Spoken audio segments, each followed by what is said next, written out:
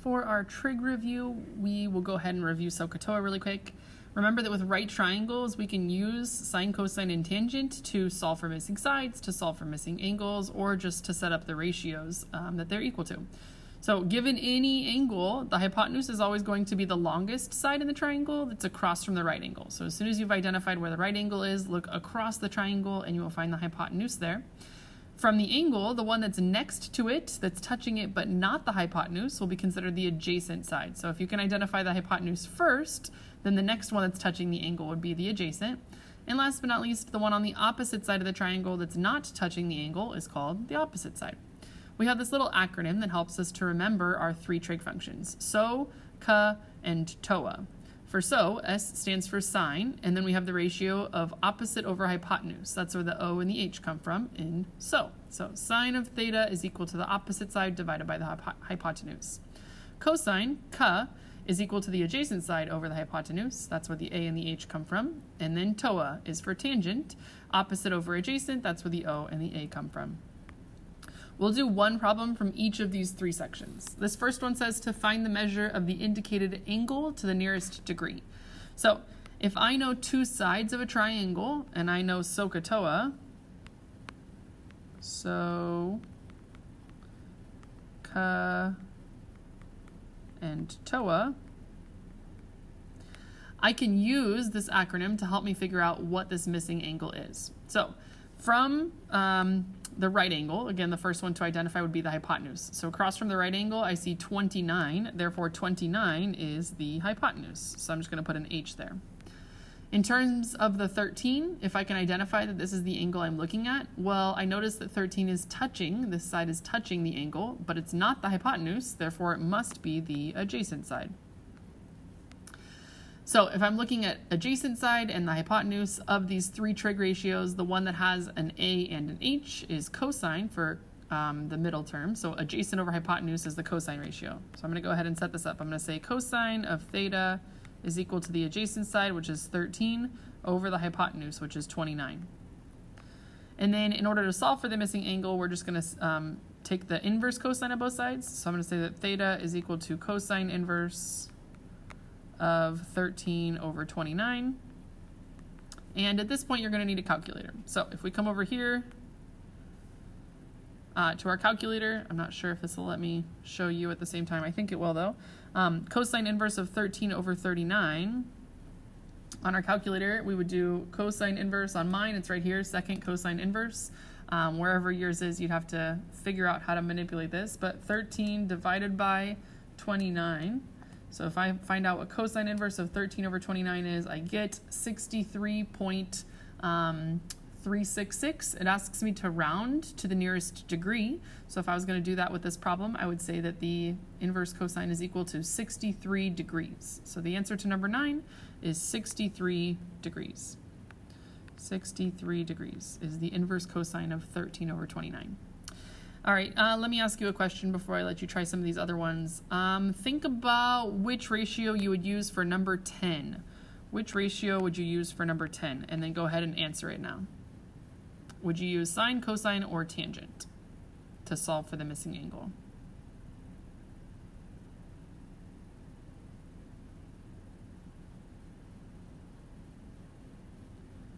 All right, now that you've had a minute to think about it, from the right angle, if you look across from the right angle, this would be the hypotenuse, but there's nothing there, so that means we don't have the hypotenuse. From the angle we're looking at, the one that's touching it that's not the hypotenuse is 29, that's the adjacent side. And then the one that's across from the angle we're trying to analyze is 23, that's the opposite side. So of our three ratios that deal with opposite and adjacent, the one that we're going to use is tangent. So we would set up tangent of theta is equal to opposite, which is 23, over adjacent, which is 29. Go ahead and solve that one for theta, and then go back and do 11 and 12.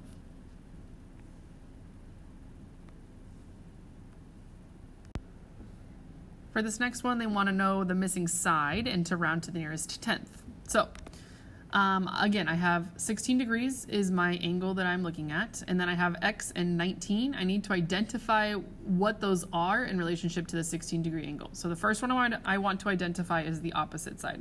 So look at the right angle and then go across the triangle from the right angle. This is the opposite side, which is going to help me identify my hypotenuse. So hypotenuse is 19 because it's across from the right angle. With that information, if I look back at 16 again, this side, x, is touching that side, but it's not the hypotenuse. So that means it must be the adjacent side.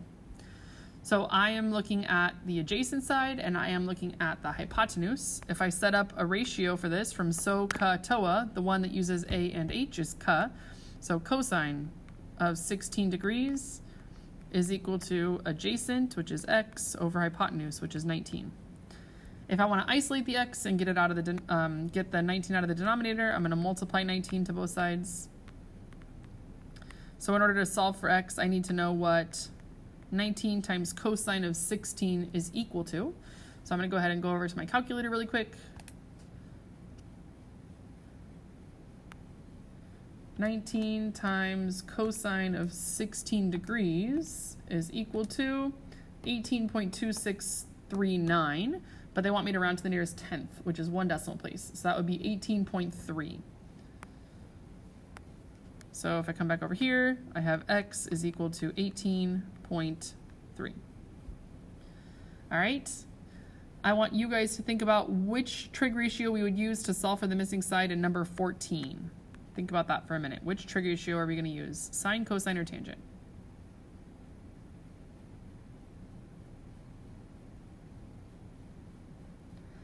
Okay, so again, let's identify the hypotenuse first. Across from my right angle is the hypotenuse, so the x is the h. 36, this side is opposite from 36, because it's not touching the angle that's labeled 36 degrees. So the trig ratio that we're going to use for opposite and hypotenuse is going to be sine. So sine of 36 degrees is equal to opposite, which is 13, divided by the hypotenuse, which is x. Be careful with this one, it's a little different than number 13. We first have to get rid of the x in the denominator by multiplying it over to the other side, and then divide sine of 36 back over to this side. So what you're going to end up putting in your calculator is 13 over sine of 36. So go ahead and show the math for that, and then finish it up, and then do 15 and 16. The last one is actually the easiest of all of them. It says to find the value of each trig ratio. So there's no calculator work to be done on these. We just need to set up the ratio themselves that it's asking for. So for this first one, sine of c. Well, here's c. So make sure you have that kind of oriented in your mind to begin with. And they want to know what sine is. So remember, if you're thinking of Sohcahtoa,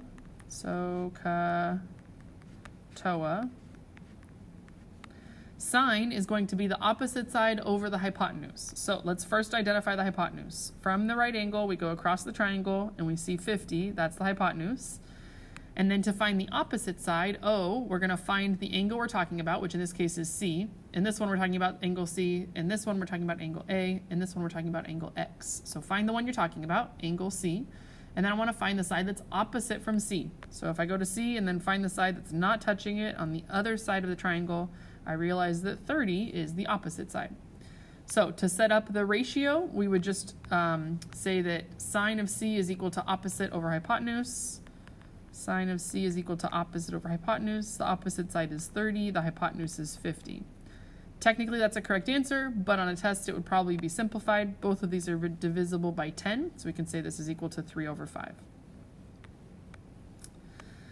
All right, why don't you guys try 18? So set up the ratio for cosine of x, and then choose which one of these is the correct answer for the ratio of cosine of x.